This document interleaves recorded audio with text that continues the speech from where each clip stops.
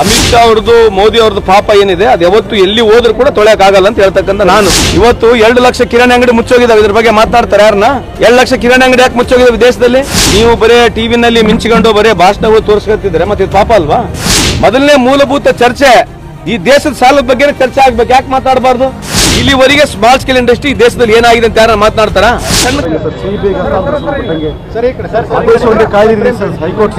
ನೋಡೋಣ. ನನ್ನ ಪ್ರಕಾರ ನಂಬಿಕೆ ಇದೆ, ನ್ಯಾಯಾಂಗದ ನಂಬಿಕೆ ಇದೆ. ಸಿದ್ದರಾಮಯ್ಯ ಅವರ ವಿರುದ್ಧವಾಗಿ ಏನಿದೊಂದು ಷಡ್ಯಂತ್ರ ನಡೆಸ್ತಾ ಇದ್ದಾರೆ. ಖಂಡಿತವಾಗ್ಲೂ ಮೊನ್ನೆ ನಡೆದಿರ್ತಕ್ಕಂಥ ಈ ವಾದ ವಿವಾದದಲ್ಲಿ ನಮಗೆ ಜಯ ಆಗುತ್ತೆ ಅಂತ ನನ್ನ ನಂಬಿಕೆ ಇದೆ. ಸ್ನಾನ ಮಾಡಿದಂಥದ್ದು ಎಷ್ಟೇ ಪಾಪ ನಿಮ್ಮ ಪಾಪ ತೊಳೆಯಲ್ಲ ಅಂತ ಹೇಳಿದ್ರು ಅಮಿತ್ ಶಾ ಮತ್ತು ಮೋದಿ ಅಲ್ಲ, ಅವ್ರು ಹೇಳಿರ್ತಕ್ಕಂಥದ್ರಲ್ಲಿ ಸತ್ಯನೇ ಇದೆ. ಯಾಕಂದ್ರೆ ಪಾಪ ಮಾಡಿ ಹೋಗಿ ಗಂಗಾ ಸ್ನಾನ ಮಾಡಿದ ತಕ್ಷಣ ಪಾಪ ತೊಳೆಯಂಗಿಲ್ಲ, ಆತ್ಮಾವಲೋಕನ ಮಾಡ್ಕೊಂತಕ್ಕಂಥ ವಿಷಯದಲ್ಲಿ ಆ ಸಂದರ್ಭದಲ್ಲಿ ಹೇಳಿರ್ಬೋದು ಅವರು. ಸೊ ಪಾಪ ಏನಂತಂದ್ರೆ ಈ ದೇಶದ ಆರ್ಥಿಕ ವ್ಯವಸ್ಥೆಯನ್ನ ಮೂಲೆಗುಂಪಾಗಿರ್ತಕ್ಕಂಥದ್ದು 50% ಈ ದೇಶದಲ್ಲಿರ್ತಕ್ಕಂಥ ವೆಲ್ತ್, 50% ಇರ್ತಕ್ಕಂಥ ಈ ದೇಶದ ಆಸ್ತಿ ಕೇವಲ 1% ಜನರಿಗೆ ಹೋಗಿದೆ. ಕಾರಣ ಯಾರು? ಇವತ್ತು ಸಣ್ಣ ಸಣ್ಣ ಉದ್ದಿಮೆದಾರರು ಅವ್ರ ಪರಿಸ್ಥಿತಿಗಳು ಹೋಗಿ ನೋಡ್ತಾರೆ. ಯಾರನ್ನ? ಬಿಜೆಪಿ ಯಾರನ್ನ ಮಾತನಾಡ್ತಾರೆ ಇದ್ರ ಬಗ್ಗೆ? ಮತ್ತೆ ಇವೆಲ್ಲ ಪಾಪಗಳಲ್ಲ. ಪಾಲಿಸಿ ದೇಶದ ಹಾಳು ಮಾಡಿ ಜನಕ್ಕೆ ಅಧೋಗತಿಗೆ ಒಯ್ದು ನೀವು ಬರೇ ಟಿವಿನಲ್ಲಿ ಮಿಂಚಿಕೊಂಡು ಬರೇ ಭಾಷಣಗಳು ತೋರಿಸ್ಕೊತಿದ್ರೆ ಮತ್ತೆ ಇದು ಪಾಪ ಅಲ್ವಾ? If you done any wrong ಪಾಲಿಸಿಯಿಂದ ದೇಶ ಹಾಳಾಗುತ್ತೆ. ನೀವು ಮಿಂಚ್ಕೋಬಹುದು, ನೀವು ಡಿಫೆಂಡ್ ಮಾಡೋಕ್ಕೆ ನಿಮಗೆ ಎಲ್ಲ ಹಿಂದ್ಗಡೆಯಿಂದ ಮೀಡಿಯಾ ತೋರಿಸ್ಕೊಂಡು ನೀವು ಡಿಫೆಂಡ್ ಮಾಡ್ಕೊಂತ ಹೋಗ್ರಿ. ಬಟ್ ವಾಸ್ತುಸ್ಥಿತಿ ಏನಿದೆ? ಇವತ್ತು ಸ್ಮಾಲ್ ಸ್ಕೇಲ್ ಇಂಡಸ್ಟ್ರಿ ಬಗ್ಗೆ ಯಾರನ್ನ ಮಾತಾಡ್ತಾರ? ಇವತ್ತು 2 ಲಕ್ಷ ಕಿರಾಣಿ ಅಂಗಡಿ ಮುಚ್ಚೋಗಿದಾವೆ. ಇದ್ರ ಬಗ್ಗೆ ಮಾತನಾಡ್ತಾರೆ ಯಾರನ್ನ? 2 ಲಕ್ಷ ಕಿರಾಣಿ ಅಂಗಡಿ ಯಾಕೆ ಮುಚ್ಚೋಗಿದಾವೆ ದೇಶದಲ್ಲಿ? ಯಾರು ಮಾತಾಡ್ಬೇಕು? ಯಾರು ಇದ್ರ ಬಗ್ಗೆ? ಏನೆಲ್ಲ ಸುಮ್ಮನೆ ಹೇಳೋದು, ಹೋಗ್ಬಿಡೋದು, ಟಿವಿಯಾಗ ತೋರಿಸ್ಕೊಂಡು ದಿನ ಬೆಳಗ್ಗೆ ಮಿಂಚ್ಕೊಳ್ಳೋದು. ಮತ್ತೆ ಇದು ಪಾಪ ಅಲ್ಲ. ಮತ್ತೆ ರಾಹುಲ್ ಗಾಂಧಿ ಹೇಳೋದು ಕರೆಕ್ಟ್ ಇದೆ. ನೀವೇನು ಪಾಪ ಮಾಡಿದಿರಿ? ಖರ್ಗೆ ಸಾಹೇಬ್ರು ಏನ್ ಹೇಳಿದ್ದಾರೆ? ಈ ಪಾಪ ನೀವೇನು ಮಾಡಿದ್ರೆ ಪಾಪ ಹಿಂದೆ ಬಂದೇ ಬರ್ತತೆ. ಪಾಪ ಮಾಫಿ ಆಗಲ್ಲ ರೀ, ಪಾಪ ಮಾಫಿ ಆಗಲ್ಲ. ಯಾಕಂದ್ರೆ ಈ ದೇಶಕ್ಕೆ ಅವ್ರು ಮಾಡಿರ್ತಕ್ಕಂಥದ್ದು ಏನಿದೆ ಇನ್ನೊಂದು 2 ವರ್ಷ ತಡ್ರಿ ಗೊತ್ತಾಗುತ್ತೆ. ಅದು ಹೇಳ್ತಾ ಇದೀವಲ್ಲ, ಮೊದಲನೇ ಮೂಲಭೂತ ಚರ್ಚೆ ಈ ದೇಶದ ಸಾಲದ ಬಗ್ಗೆ ಚರ್ಚೆ ಆಗ್ಬೇಕು. ಯಾಕೆ ಮಾತಾಡಬಾರ್ದು? ಪ್ರತಿಯೊಬ್ಬರು ಬಿಜೆಪಿ ಮುಖಂಡರು ಈ ದೇಶದ ಸಾಲದ ಬಗ್ಗೆ ಮಾತನಾಡಬೇಕು. ಈ ದೇಶದ ಸಾಲ ನಾವು 100 ಸಲ ಗಟ್ಟಿಯಾಗಿ ಹೇಳ್ತಾ ಇದೀವಿ. ಬಹಳ ಪ್ರಮುಖವಾದಂತ ಇಶ್ಯೂ ಇದೆ. ಯಾರು ಮಾತಾಡ್ತಿಲ್ಲ ಇದ್ರ ಬಗ್ಗೆ? 1947 2014 ಇಸ್ವಿವರೆಗೆ ಈ ದೇಶದ ಸಾಲ 55 ಲಕ್ಷ ಕೋಟಿ. ಇವಾಗ ಎಷ್ಟಿದೆ? 220 ಲಕ್ಷ ಕೋಟಿ ದೇಶದ ಸಾಲ ಇದೆ. ಯಾರು ಉತ್ತರ ಯಾರು ಕೊಡ್ಬೇಕಿದು? ಈಗ ಪ್ರತಿಯೊಬ್ಬ ಹಿಂದೂದು ಗಂಗೆಯಲ್ಲಿ ಸ್ನಾನ ಮಾಡಿದ್ರೆ ಪಾಪಕರ್ಮಗಳು ಇದಾಗ್ತದೆ. ಅದನ್ನ ಆ ಒಂದು ಭಾವನೆಗೆ ಧಕ್ಕೆ ತರುವಂತ ಹೇಳಿಕೆ ಗೊತ್ತಿಲ್ಲಪ್ಪ. ಅದ್ರ ಬಗ್ಗೆ ನನಗೆ ಗೊತ್ತಿಲ್ಲಪ್ಪ. ಅದ್ರ ಬಗ್ಗೆ ನೀವು ಹೆಂಗನ ವಿಶ್ಲೇಷಣೆ ಮಾಡ್ಕೊಳ್ಳಿ. ನಾನು ಅದ್ರ ಬಗ್ಗೆ ಮಾತನಾಡಕ್ ಹೋಗಲ್ಲ. ನಾನೊಬ್ಬ ಪ್ರೌಡ್ ಹಿಂದೂ ಇದ್ದೀನಿ. ನಾನು ಆ ಸೆಂಟಿಮೆಂಟ್ ಬಗ್ಗೆ ಮಾತನಾಡಕ್ ಹೋಗಲ್ಲ. ಅವ್ರು ಹೇಳಿರ್ತಕ್ಕಂಥದ್ದು ಏನಿದೆ, ಅಮಿತ್ ಶಾ ಅವ್ರದ್ದು ಮೋದಿ ಅವ್ರದ್ದು ಪಾಪ ಏನಿದೆ ಅದು ಯಾವತ್ತು ಎಲ್ಲಿ ಹೋದ್ರೂ ಕೂಡ ತೊಳೆಯಕ್ಕಾಗಲ್ಲ ಅಂತ ಹೇಳ್ತಕ್ಕಂಥ ನಾನು. ಅದು ಅಂದ್ರೆ ಲೋಕಾಯುಕ್ತ ಸಂಸ್ಥೆ ರಾಜ್ಯ ಸರ್ಕಾರದ ಅಧೀನದಲ್ಲಿ ಕೆಲಸ ಮಾಡ್ತಿದೆ. ಹಂಗಿದ್ರೆ ಸಿಬಿಐ ಕೂಡ ಸೆಂಟ್ರಲ್ ಗೌರ್ಮೆಂಟ್ ಅಂಡರ್ ಅಲ್ಲಿ ಕೆಲಸ ಮಾಡ್ತಿರ್ತಕ್ಕಂಥದ್ದು ಒಂದು ಸಂಸ್ಥೆ ಅಲ್ಲ. ಅಲ್ಲಿ ಏನಿದೆ, ಒಂದು ಮೇಲೆ ಲೋಕಪಾಲ್ ಇದೆ. ಲೋಕಪಾಲ್ ಸಂಸ್ಥೆಗೆ ಏನು ಗೌರವಿಸ್ಬೇಕು ಹಂಗೆ ನಾವಿಲ್ಲಿ ನಮ್ಮ ಲೋಕಾಯುಕ್ತಗೆ ಸಲ್ಲಿಸ್ಬೇಕಂತ ನಮ್ಮ ವಾದ ಇರ್ತಕ್ಕಂಥದ್ದು. ಇದು ಹೆಂಗಿದ್ರು ನ್ಯಾಯಾಂಗದಾಗಿದೆ ಈಗ. ಸೊ ಅದು ಏನು ಚರ್ಚೆ ಆಗುತ್ತೆ ಏನಿಲ್ಲ, ಆಲ್ರೆಡಿ ಡಿಬೇಟ್ ಆಗ್ಬಿಟ್ಟಿದೆ, ವಾದ ವಿವಾದಗಳು ಆಗ್ಬಿಟ್ಟಿದ್ದಾವೆ. So will have to wait. ನಾನು ಅದ್ರ ಬಗ್ಗೆ ಮಾತಾಡಿದಾಗ ಅರ್ಥನೇ ಇಲ್ಲ. ಸರ್, ಈಗ ತಮ್ಮ ಜಿಲ್ಲೆಯಲ್ಲಿ ಈಗಾಗಲೇ ಬಿಜೆಪಿಯಲ್ಲಿ ಒಳ ರಾಜಕೀಯ ಹೆಚ್ಚಾಗಿರುವಂಥದ್ದು. ಇವತ್ತು ವಿಜೇಂದ್ರ ಅವರು 45 RSS ಸಂಘ ಸಂಸ್ಥೆಗಳ ಸಮನ್ವಯ ಸಭೆ ಧಾರವಾಡದಲ್ಲಿ ನಡೆಸ್ತಾ ಇದ್ದಾರೆ. ಸರ್, ಮಾಡ್ಬೋದ್ರಿ. ಈಗ ಅವ್ರು ಏನು ಮಾಡ್ತಾರೆ, ಅವ್ರು ಏನೇನು ಮಾಡ್ಬೋದು, ಅದಕ್ಕೆ ನಾನು ಹೆಂಗೆ ಉತ್ತರ ಕೊಡಿ? Let him do it.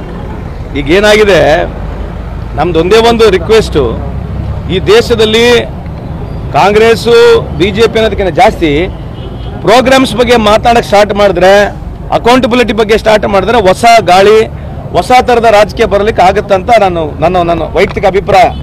ಮೊನ್ನೆ ತಾನೇ 76ನೇ ವರ್ಷದ ಗಣರಾಜ್ಯೋತ್ಸವವನ್ನು ಆಚರಣೆ ಮಾಡಿದ್ದೀವಿ.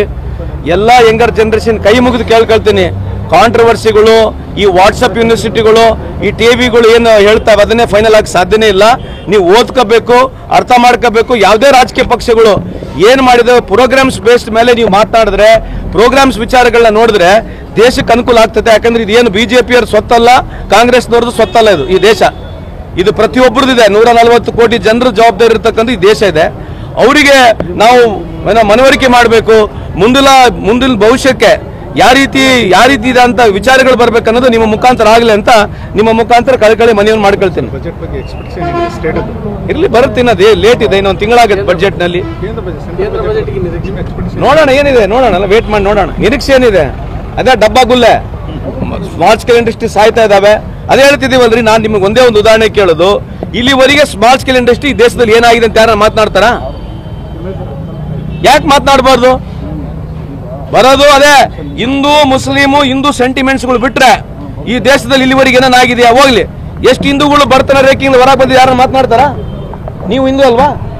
ನಮ್ಮ ಅಕ್ಕಪಕ್ಕ ಮನೆಗೆಲ್ಲ 100 ಮನೆಗಳಿದ್ರೆ 75-80 ಮಂದಿ ಹಿಂದೂಗಳಿದಾವೆ. ಏನ್ ಚೇಂಜ್ ಆಗೈತೆ? ನೀವು ಅದನ್ನೇ ಪ್ರಶ್ನೆ ಕೇಳ್ಬೋದಲ್ಲ. ನೀವು ಕೇಳಿ ಸರ್, ಹಿಂದೂ ಪರ ಬೆಳಗ್ಗಿನ ಸಾಯಂಕಾಲ ಮಾತನಾಡ್ತೀರಿ, ಇದು ಹಿಂದೂ ದೇಶನೇ, ಹಿಂದೂ ರಾಷ್ಟ್ರನೇ, ಹಿಂದೂಸ್ತಾನ ಅಂತ ನೀವು ಹೇಳ್ತೀರಿ. ಏನಾಗಿದೆ ಇದ್ರದ್ದು? ಎಲ್ಲರೂ ಹಿಂದೂಗಳದ್ದು ಏನನ್ನ ಹೇಳ್ತಾರ? ಡೀಟೇಲ್ಸ್ ಅನ್ನು ಕೊಡ್ತಾರ? ಇವತ್ತು ಪಾರ್ಲಿಮೆಂಟ್ ನಲ್ಲಿ ಒಂದು ಟೋಟಲ್ ಡೀಟೇಲ್ ಇದೆ, GDP ಡೀಟೇಲ್ ಇದೆ. ಅದ್ರ ಬಗ್ಗೆ ಬರ್ತಾರ, ಸ್ಪಷ್ಟೀಕರಣ ಕೊಡ್ತಾರ. GDPಯ ಗ್ರೋತ್ ಬಗ್ಗೆ ಯಾವ ಸಮಾಜಗಳು ಎಷ್ಟೆಷ್ಟು ಆರ್ಥಿಕವಾಗಿ ಮುಂದೆ ಬಂದಿರತಕ್ಕಂಥ ಒಂದು ರಿಪೋರ್ಟ್ ಇದೆ. ಅದ್ರ ಬಗ್ಗೆ ಚರ್ಚೆ ಮಾಡ್ತಾರೆ, ಕೇಳಿ ನೋಡ್ರಿ. ನೀವು ನೋಡ್ರಿ, ಇದು ಏನೋ ಅವ್ರ ಪಿಕ್ಚರ್ ಹೊಂಟೈತೆ, ಓಡ್ಲಿ ಅಷ್ಟೇ. ಯಾರಪ್ಪ ಅಂದೇನೋ ಎಲ್ಲಮ್ಮನ ಜಾತ್ರೆ ಅಂತ ನಂಗೆ ಪಿಕ್ಚರ್ ಹೊಂಟೈತೆ ಬಿಜೆಪಿ ಅವ್ರದ್ದು. ದೇಶದ ಆರ್ಥಿಕ ಪರಿಸ್ಥಿತಿ ಇವತ್ತು ಅದು ಗಗನಕ್ಕೆ ಹೋಗಿದೆ, ಗಗನಕ್ಕೆ. ಇಲ್ಲಿ ಕಾಮನ್ ಮ್ಯಾನಿಗೆ ಬದುಕತಕ್ಕಂಥ ಸಾಧ್ಯತೆನೇ ಇಲ್ಲ. ಮಿಡಲ್ ಕ್ಲಾಸ್ ಫ್ಯಾಮಿಲಿ ಅಂತೂ ಹೇಳಂಗಿಲ್ಲ.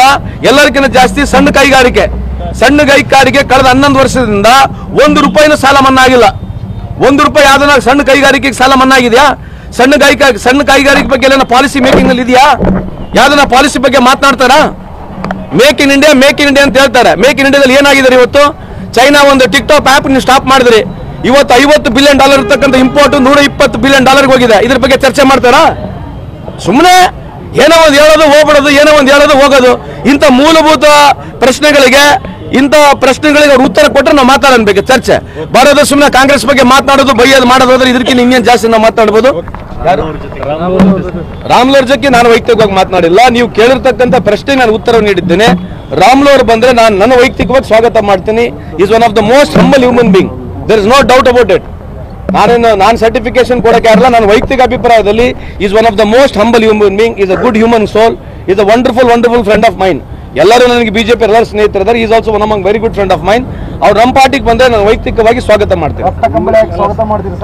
ನಾನು ಸ್ವಾಗತ ಮಾಡ್ತೀನಿ ರೀ. ಅದೇನು ರಕ್ತ ಕಂಬಳಿ ಅವೆಲ್ಲ ಏನ್ರಿ, ಸ್ವಾಗತ ಮಾಡ್ತೀವಿ ಅಷ್ಟೇ.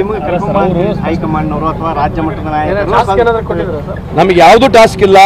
ನಮ್ಮ ಪಾರ್ಟಿ ಏನಂತಂದ್ರೆ 1, 2, 3 ಆಲ್ ಇಂಡಿಯಾ ಫ್ರೀ ಇದ್ದಂಗೆ. ನಮ್ದು ಹೆಂಗಂದ್ರೆ ನಮ್ಮ ಸಿಟಿ ಬಸ್ ಇದ್ದಂಗೆ, ಎಲ್ಲ ಕಡೆ ಬಾಕ್ಲ ಓಪನ್ ಐತೆ. ಹೆಂಗನ ಡಬಲ್ ಡೆಕ್ಕರ್ ಬಸ್ ಇದ್ದಂಗೆ ನಮ್ಮ ಪಾರ್ಟಿ. ಎರಡು ಸೇಮ್ ರೀ, ಬಾಕ್ಲ ಓಪನ್ ಇದಾವೆ, ಹತ್ಬೋದು ಇಳಿಬಹುದು. ನಮ್ಮ ಪಾರ್ಟಿಗೆ ಏನಂತದೆ ಅಂತ ತೊಂದ್ರೆ ಇಲ್ಲ. 3 ವರ್ಷದಿಂದ ಜಪಾನ್ ಪ್ರೈಮ್ ಮಿನಿಸ್ಟರ್ ಬಂದಿದ್ರು ಈ ದೇಶಕ್ಕೆ.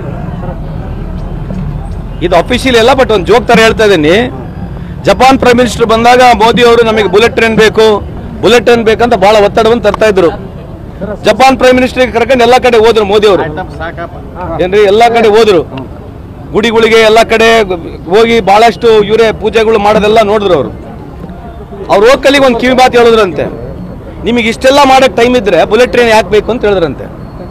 ನಿಮಗೆ ಬರೀ ಇಂಥದ್ರಿಗೆ ಟೈಮ್ ವೇಸ್ಟ್ ಮಾಡಂಗಿದ್ರೆ ಬುಲೆಟ್ ಟ್ರೈನ್ ಯಾಕೆ ಬೇಕಂತ ಹೇಳತಕ್ಕಂಥ ಅರ್ಥ. ಇವ್ರು ದಿನಾ ಬೆಳಿಗ್ಗೆ ಇದ್ರೆ ಇವರೇ ಪೂಜೆ ಮಾಡೋದು, ಇವರೇ ಮಂಗಳಾರತಿ ಮಾಡೋದು, ಇವರೇ ಧರ್ಮದ ಬಗ್ಗೆ ಮಾತನಾಡೋರಿಗೆ ಮತ್ತೆ ಬುಲೆಟ್ ಟ್ರೈನ್ ಯಾಕೆ ಬೇಕು? ಇಷ್ಟು ಟೈಮ್ ಇರೋ ಬುಲೆಟ್ ಟ್ರೈನ್ ಯಾಕೆ ಬೇಕು? ದಿನಕ್ಕೆ 3 ಟೈಮ್ ಡ್ರೆಸ್ಸು ನೋಡ್ರಿ, ಸ್ಕಿನ್ ಟೋನ್ ನೋಡ್ರಿ ಹೆಂಗೈತೆ ನಮ್ಮ ಅಣ್ಣಂದು ವಿಶ್ವಗುರುದು. ಯಾಕೆ ಹೇಳ್ತಾ ಇದೀವಿ ಅಂತಂದ್ರೆ ರೀ, this country belongs to everybody ಜಿ. ಈ ದೇಶದಲ್ಲಿ ಎಲ್ಲರೂ ಇರಬೇಕು, ಎಲ್ಲರಿಗೂ ಈ ದೇಶ ಇದೆ. ಇವ್ರು ಇದನ್ನೇ ಮಾಡಿ ಜನಕ್ಕೆ ಸುಳ್ಳು ದಾರಿ ತೋರಿಸ್ಕೊಂಡು ಎಲ್ಲಿವರೆಗೆ ಅಧಿಕಾರಕ್ಕೆ ಬರ್ತಾರೆ? ಪೊಲಿಟಿಕ್ಸ್ ಬಂದಿರಿ, ಅಧಿಕಾರಕ್ಕೆ ಬಂದಿದ್ದು, ಬಟ್ ಏನನ್ನ ಫ್ಯಾಕ್ಟ್ ಬೇಕಲ್ಲ ಮಾತಾಡಕ್ಕೆ. ದಿನಾ ಬೆಳಿಗ್ಗೆ ಇದ್ರೆ ಸುಳ್ಳು ಮಾತಾಡೋದು. ಅದಕ್ಕೆ ಜಪಾನ್ ಪ್ರೈಮ್ ಮಿನಿಸ್ಟರ್ ಬಂದು ನೋಡಿದಂತೆ, ಏನಯ್ಯ ನಿಮಗೆ ಇಷ್ಟೆಲ್ಲ ಮಾಡೋಕ್ಕೆ ಟೈಮ್ ಇದೆ, ನಿಮ್ಗೆ ಯಾಕೆ ಬುಲೆಟ್ ಟ್ರೈನ್ ಬೇಕಂತ, ಬುಲೆಟ್ ಟ್ರೈನ್ ಇನ್ನ ಮಾಡಲಿಲ್ಲ ಅಂತ ನಿಮ್ಗೆ ಹೇಳ್ಬೇಕಂತ ಒಂದು ಮಾರಲ್ ಸ್ಟೋರಿ ಅಂತ ಹೇಳಕ್ಕೆ